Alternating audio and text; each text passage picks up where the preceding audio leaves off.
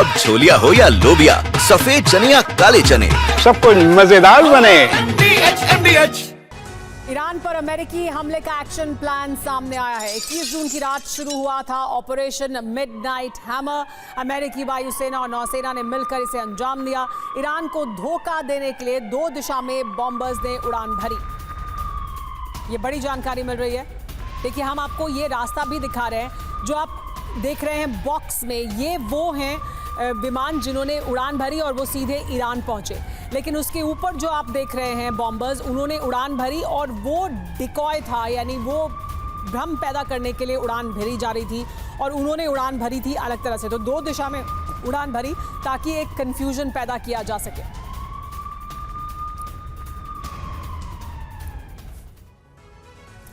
तो B-2 विमानों की अमेरिका से लेकर ईरान तक की उड़ान, आइए आपको दिखाते हैं किस तरह से ऑपरेशन मिडनाइट हैमर में उड़ान भरी इन विमानों ने। और ये देखिए, ये पूरा जो प्लेन का ट्रैक है वो अब सामने आ गया है। ये जो आप देख रहे हैं B-2 बॉम्बर्स, इन्होंने यहाँ मिसूरी से उड़ान भरी और ये सीधे यहाँ पहुंचे जहां इन्होंने 3 न्यूक्लियर प्लांट्स को टारगेट पर लिया, नतांज, इस्फहान और फोर्दो। ये 3 जगह पर हमला किया गया।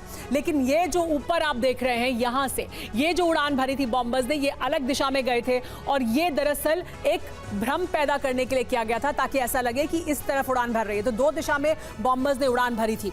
हम आपको दिखा रहे हैं, देखिए किस तरह से टाइमलाइन भी अब सामने आ चुकी है। B-2 बॉम्बर रवाना होते हैं 21 जून की रात 12 बजे। B-2 को मदद पहुंचाने के लिए 21 जून को 5 बजे, यानी तब जबकि वो हवा में उड़ान भर रहे थे, क्योंकि लगातार उड़ान भर रहे थे, तो रिफ्यूलिंग की जानी थी उनकी और रिफ्यूलिंग करने के लिए जगह जगह तैनाती की गई थी। मिशन की शुरुआत हुई 21 जून की शाम 5 बजे। ईरान में दाखिल हुए B-2 बॉम्बर्स 5 बजे, 21 जून को 5 बजे, और परमाणु ठिकानों पर हमला हुआ 6:40 से 7 बजे के बीच 21 जून को। ईरान से इसके बाद 7:30 बजे B-2 बॉम्बर्स निकल गए। B-2 बॉम्बर्स को एक बार फिर हवाई मदद पहुंचाई गई। हवाई मदद मतलब रिफ्यूलिंग की गई, क्योंकि ये प्लेन्स कहीं भी रुके नहीं। मिड एयर रिफ्यूलिंग की गई इन बॉम्बर्स की। 37 घंटे की उड़ान भरकर ये ईरान तक पहुंचे थे और इतनी ही लंबी उड़ान लेकर ये वापस पहुंचे अपने बेस पर मिसूरी में, अमेरिका में बेस पर लौटे B-2 बॉम्बर्स 22 जून को। ये है पूरा नक्शा जो हमने आपको दिखाया। लेकिन दरअसल ऑपरेशन मिडनाइट हैमर की तबाही की जो उड़ान थी उसके बारे में और बहुत सी जानकारी हमारे पास है। हम आपको ये जानकारी भी देंगे किस तरह से, देखिए, बहुत से भ्रम पैदा किए गए ताकि ये ना पता लग सके कि दरअसल किस तरह से ये विमान उड़ान भर रहे हैं, किस तरफ जा रहे हैं। एक तरह का भ्रम ईरान में भी रहे, इसकी कोशिश की गई थी और इस वजह से B-2 बॉम्बर्स ने 2 डायरेक्शंस में उड़ान भरी थी। इसी वजह से B-2 बॉम्बर्स जब ईरान में दाखिल हुए तो ज्यादा तबाही वो कर पाए। लेकिन देखिए, कुल 125 विमान इस पूरे ऑपरेशन में शामिल थे। ये सालों तक किया गया, तैयारी करने के बाद इस ऑपरेशन को अंजाम दिया गया। 7 B-2 स्टेल्थ बॉम्बर थे। ये मेन विमान थे जो हमला करने वाले थे, जिसमें कि 7 B-2 स्टेल्थ बॉम्बर थे। अमेरिका से ईरान की 18 घंटे की उड़ान भरी उन्होंने। कुल 37 घंटे की लगातार उड़ान भरी इन बॉम्बर्स ने। कई बार B-2 बॉम्बर्स की रिफ्यूलिंग हुई, क्योंकि 11,000 किलोमीटर तक ये बिना रिफ्यूलिंग के जा सकते हैं, लेकिन उसके बाद इन्हें रिफ्यूलिंग की जरूरत होती है। 75 हथियारों का इस्तेमाल किया गया, अलग अलग तरह के हथियारों का इस्तेमाल हुआ। 14 बंकर बस्टर बॉम्ब का इस्तेमाल हुआ। एक B-2 बॉम्बर 2 बॉम्ब लेकर जा सकता है और 14 बंकर बस्टर बॉम्ब का इस्तेमाल किया गया है। सुबह 4:10 पर हमला हुआ। ईरानी एयर डिफेंस पूरी तरह से नाकाम रहा।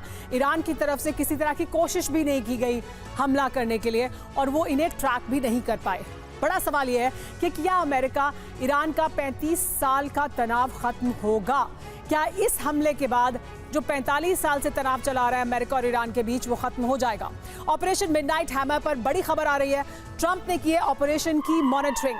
सिचुएशन रूम में मौजूद थे ट्रंप। CNN के हवाले से यह खबर जिसमें बताया गया कि खुद ट्रंप वहां मौजूद थे। हमने आपको उसकी तस्वीरें भी दिखाई थी कि ट्रंप वहां मौजूद थे। सिर्फ वही नहीं, उनके साथ JD वैंस मौजूद थे, विदेश मंत्री मौजूद थे, मार्को रूबियो मौजूद थे, पीट हेग्सेथ मौजूद थे। अब आपको ऑपरेशन मिडनाइट हैमर की टाइमलाइन भी दिखाते हैं। शनिवार सुबह 9:30 बजे ऑपरेशन की शुरुआत हुई। रविवार सुबह 3:30 बजे B-2 ने ईरान में एंट्री की।